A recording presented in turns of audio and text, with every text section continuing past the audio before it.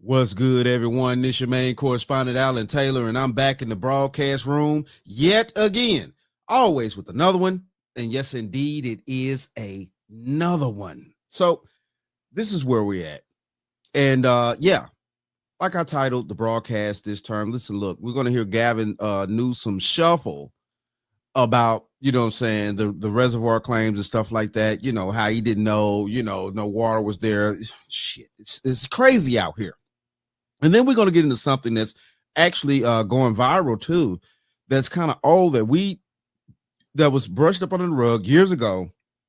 Things like that before all this shit hit the fan. Now that this has hit the fan, we're figuring out something here. Apparently, there's a billionaire couple that owns the company Wonderful. And the company Wonderful provides us with the wonderful pistachios, a lot of fruits and things like that go out through go all throughout the world. Definitely the United States. We eat these products that they are selling us. And this is a $5 billion corporation. So yes, and they own pretty much most of the water supply in California. This is where we're at here. This is things that are coming to light. So we're going to dive off into this shit, and we're going to go here now. So quarters, nickels, and dimes, people. We do know, though, from reporting here locally that one reservoir that serves the Palisades was not full. And that's exactly what triggered my desire to get the investigation to understand what was happening with that local reservoir. That was not a state system reservoir, which the president-elect was referring to as it relates to the Delta and somehow connecting the Delta smelt to this fire. Okay, so if that's not a state reservoir, then can we tie that into the billionaires that own most of the water supply, because they need reservoirs and stuff like that? I'm just speaking right now. I'm not 100% sure on that, but he said that this is not a state sanctioned reservoir, basically. So why isn't that reservoir available for the citizens that reservoir is surrounded by? Which is inexcusable because it's inaccurate, also incomprehensible to anyone that understands water policy in the state. Okay, obviously we see Gavin was talking out the side of his neck. Anybody that don't understand the water policy, okay, how about you let your people understand the water policy? You know, because at this point right now, everybody needs to know, because you got billions of dollars worth of damage right now, Gavin, and everybody needs to know what the hell is going on here. This is crazy to me that you're not going to actually sit there and talk what you need and say what you need to say. But what's coming out now, the information about Gavin Newsom, is that he's a tremendous liar. He talks out the side of his neck a lot. And at the end of the day, though, while he's sitting there, everybody's house burning down, he's still talking out the side of his neck. But he also has the nerve to want to sit there and think that he's going to run for president in 2028. This is crazy. So what the French toast is there to think about? This is crazy. This doesn't make any sense. So, okay, we're going to keep going here, people. I got a few things that we're going to dive off into, and we're going to also go here now because guess what? I got something from Eddie Griffin. Yes, the comedian Eddie Griffin. Of course, we all know he has his own podcast and things like that now, and he's going to speak upon the situation in Los Angeles, as well. Let's go here now. Hello and welcome to another installment of NNN, where we give it to you straight, no chasing. Let's get right to it. LA is on fire. Now, a lot of people saying this is to cover up the pedophile trail, and all of a sudden the water ain't working. And hold on, 60% of the water rights is on. Hold on, before you go deeper now, what did he just say about all that scandal and stuff that's still going on? See, we got to have long memories out here, people. Listen, look. There's a lot that's going on in Hollywood, man. All these superstars getting caught up and stuff like that. P. Diddy got a lot of people that is under the wings out there. They see, all right. This is a good way to get rid of a lot of evidence at these private Hollywood parties. Hold on here. Owned by this couple. What's their name? Yeah, the wonderful company is owned by this husband and wife team. They own pistachio, they own Fiji water. I stopped drinking any of that around the motherfucking globe. Let them motherfuckers go broke. Feeding the pistachios and the almonds, all that goddamn water. Meanwhile, people's houses burning down, dying of thirst and shit. all these sons of bitches. And the regulators who allowed them motherfuckers to own 60% of the goddamn water. Fire them motherfuckers too, goddammit. What the fuck is y'all problem? That is public water. We built the dam that's holding that water and all that shit with taxpayers' dollars. How the fuck y'all gonna sign it over to this goddamn couple? Sons of bitches. Let's. Hey, all right. So listen, look, y'all heard what Eddie Griffin had to say a little bit there. Yeah, we're gonna keep this thing going. Shout out to Eddie. You know what I'm saying? All right, so we're going to go here now, and we're going to see what this young lady had to say right here. Finding out that 60% of California's water belongs to one billionaire couple was not on my 2025 bingo card, but here we are. So in case you have not seen it flying around, Stuart and Linda Resnick, who are a billionaire couple, they are the couple that owns the Wonderful Company. They own Palm, they own Wonderful Pistachios, and a variety of other brands. They are the wealthiest farmers in the United States. And back in 1994, there was a hearing in California that resulted in various special interest groups being able to purchase rights to water. And then that water would be funded to agricultural means before it was funded to regular citizens. And in that same 1994 meeting, the Resnicks were able to seize control of California's public water supply. And it's insane that this was done without the input of voters, of taxpayers, of citizens who needed that water. And so basically what that means is that in times of drought, normal Californians have to purchase water from people like the Resnicks, people who own what's called paper water. How do you have to purchase water? See, this is the thing right here. What God gave the earth, period, for a natural resource, which is water that falls out of the sky. Because listen, look, if water doesn't fall out of the sky, we will have no water on this planet. And now that the water goes through these mountains and all this other type of stuff, frozen water, all this stuff, it gets filtered and things like that, and then it breaks down into our societies and things like that. Let's just go there and things, we have proper structures that we also filter water and stuff like that with as well. But the thing of this is yes, these people have the largest amount of water hemmed up amongst their company in America. And this is a private company. This is not a government entity. This is a private company that has this much reach to control that much water within California. Term I had never heard before today. And paper water isn't necessarily water that exists at any given time. It is water that people are paying for, even if it isn't in existence at that moment. So basically, so they're using it just how the insurance company use insurance, whether it be health insurance, car insurance, home insurance, anything like that. So they're prepaying for said thing, but at the same time though too, they're prepaying for it for long periods of time until something happens. But at the same time though too, once something happens, it's like, okay, well, we have all these stipulations and policies in place and things like that. Well, we can't do this and we can't do that. And I'm sorry, we're not going to, help you with this type of surgery, or we can't allow this type of insurance to comply to your situation because, what I'm saying, we don't basically want to pay you and shit. I mean, I'm just saying. So what the French toast is there to think about?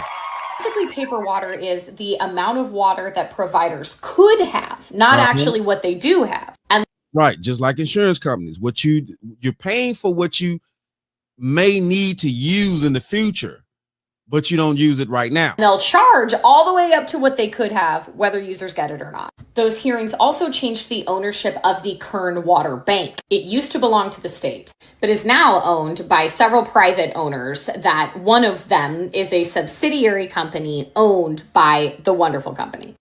Wonderful Foods. I'm from New Mexico, and anybody who is indigenous will tell you that water rights and the fights around water rights are very intense. But I, for one, had absolutely no idea that California had found itself or had allowed itself to get into this type of situation for the last 30 years. And there needs to be some kind of petition or something to have this matter go back to the state. Right. Hey, shout out to that.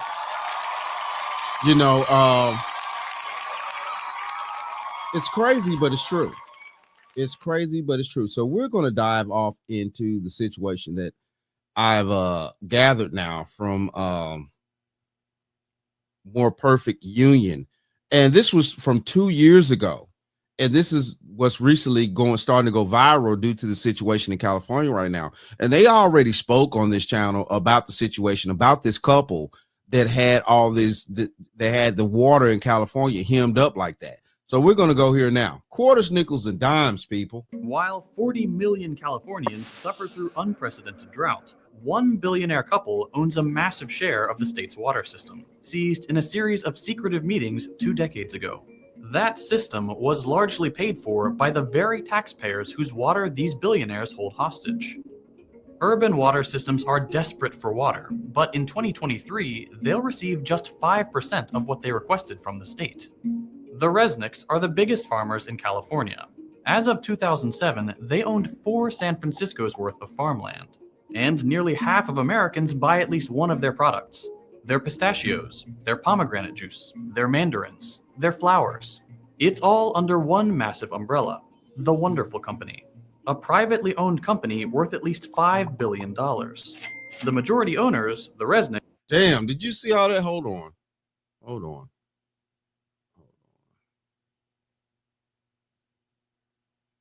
My bad.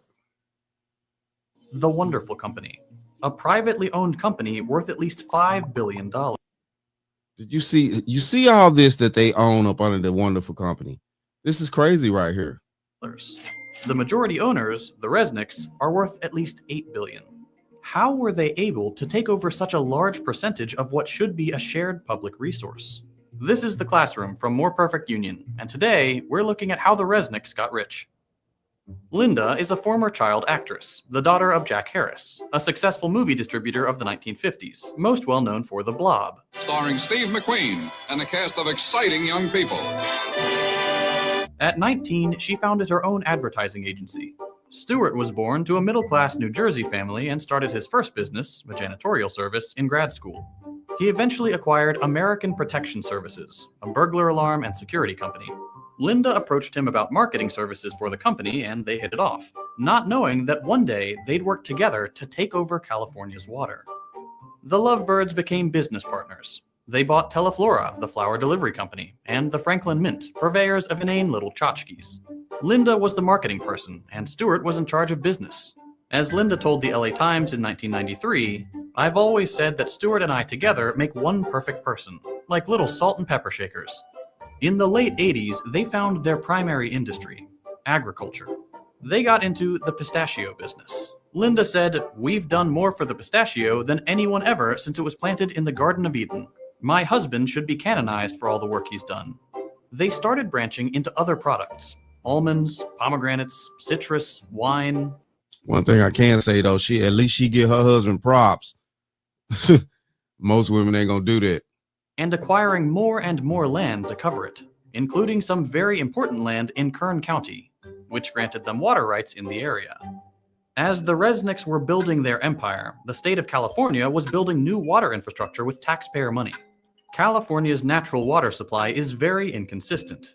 Vastly differing amounts of rainfall means the state can go from surplus to drought and back very easily. So they build water banks to store water during surpluses to have during droughts. One important storage facility is the Kern Water Bank, started in 1988. The facility was built with hundreds of millions of taxpayer dollars, which could have been a good thing. The people of California would have owned the water. But there were 2 Californians thirstier than the rest, and they wanted more water. Linda and Stewart Resnick, and they had a lot of political power. We'll get to that. In 1994, state water officials, water infrastructure contractors, and agricultural landowners with water rights arranged a secretive meeting at a resort in Monterey Bay, California. These groups, a mix of private companies and public agencies, rewrote California's water rules without any input from voters, taxpayers, or legislators. The new rules, called the Monterey Plus Agreement or the Monterey Amendments, were devastating for working Californians, and great for agriculture billionaires.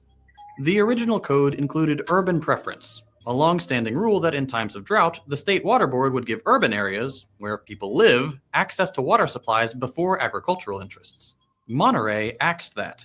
That means that in times of drought, the water systems for normal Californians would have to buy water from private companies because they weren't getting it from the state.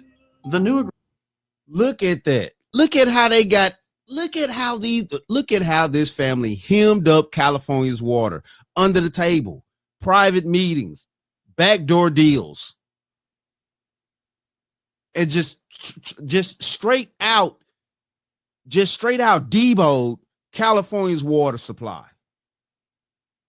And then on the back end, making the citizens pay for something that they already put in place where they won't have to pay for it because the state already should have control of it. But the state sold it off. Man, come on now.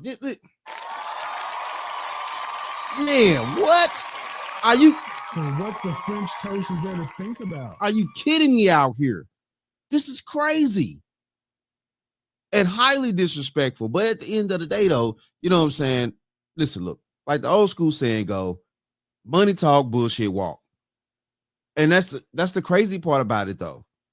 They had enough money to pull the chains and things like that and make these moves happen through backdoor deals. And it said what? This was back in 94. So these people, the wonderful company, the billionaires, the Rucknicks, they've been owning this water supply since then, basically.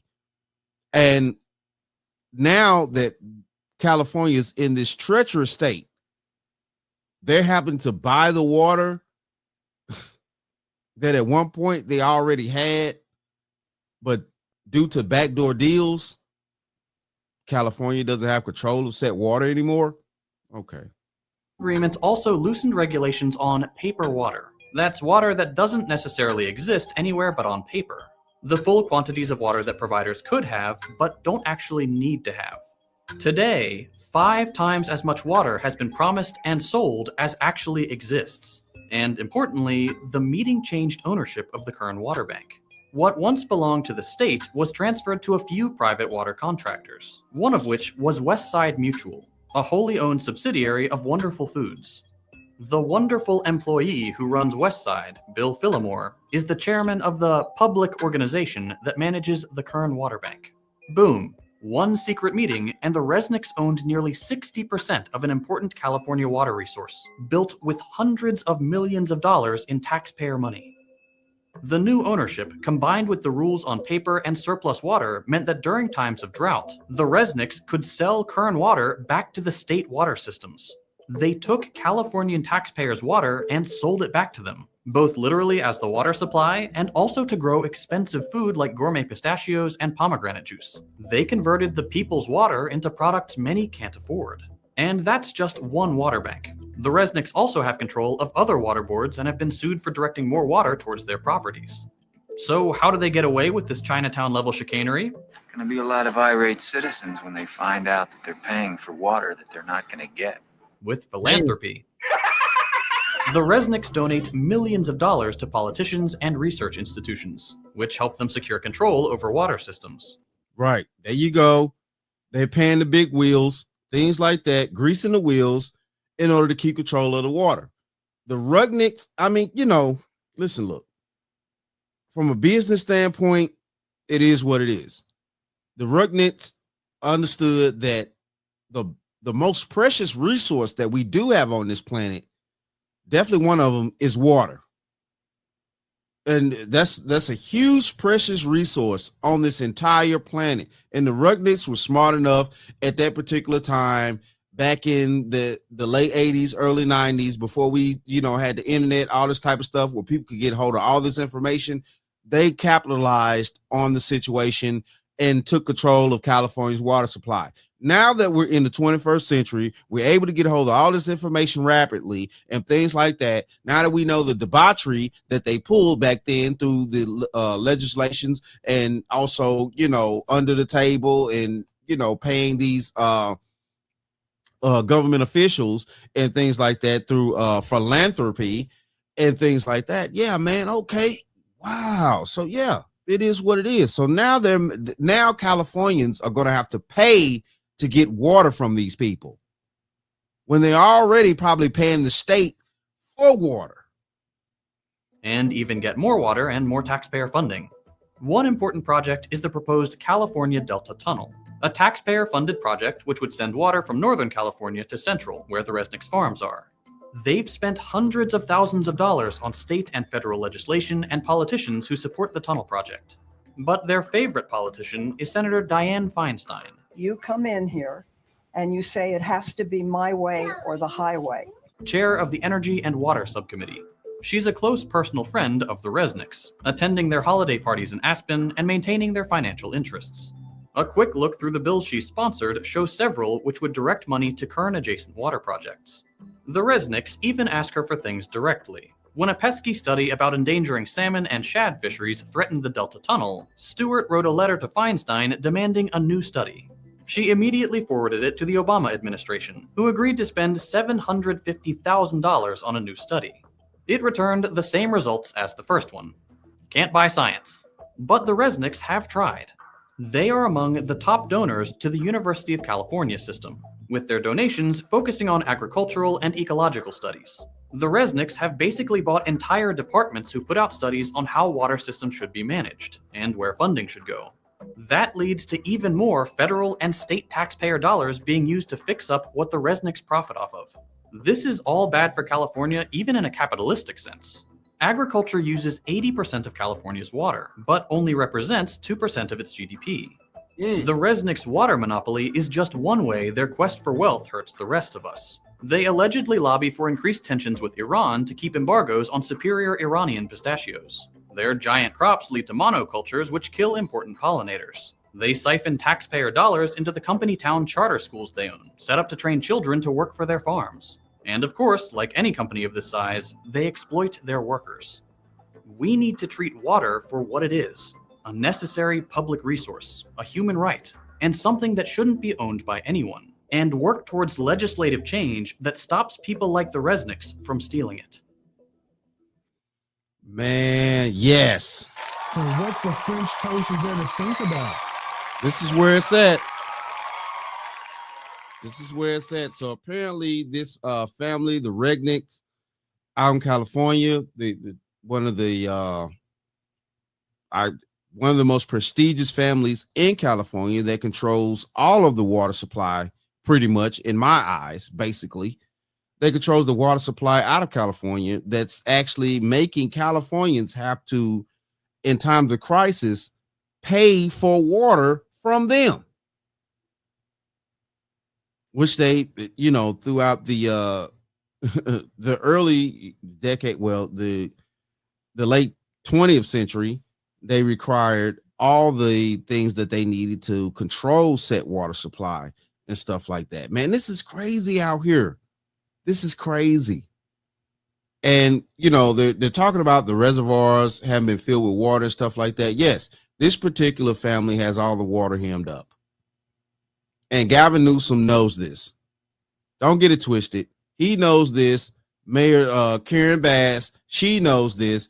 These people are not stupid. They know who's the big wheels in their state. They know who are the philanthropists, the people that are donating to campaigns and stuff like that to make sure that they get what they need for their corporation. The wonderful corporation. Okay, then, yeah, it is what it is, though. So, yeah, they got all the water hemmed up out there. And this is where we at right here. This is the reason why California is going down. And then also, too, I kind of agree with what Eddie Griffin had to say about, California being burnt out like that, too. It's because, it's a lot of secrets going on out there in California. A lot of shady stuff. So they probably, the powers that be, probably okay with a lot of that stuff getting burned down, in certain cases. Sad to say, but it's true. Sad to say, but I think it's true. But it is what it is, though. Shout out to all my subscribers. Mad love to y'all. If you're new to the channel, please hit that like, share, subscribe button. Make sure you ring that bell to be notified whenever I decide to post things. And like I always say, and that, my friends, is the bottom line. That, my friends, is the bottom line.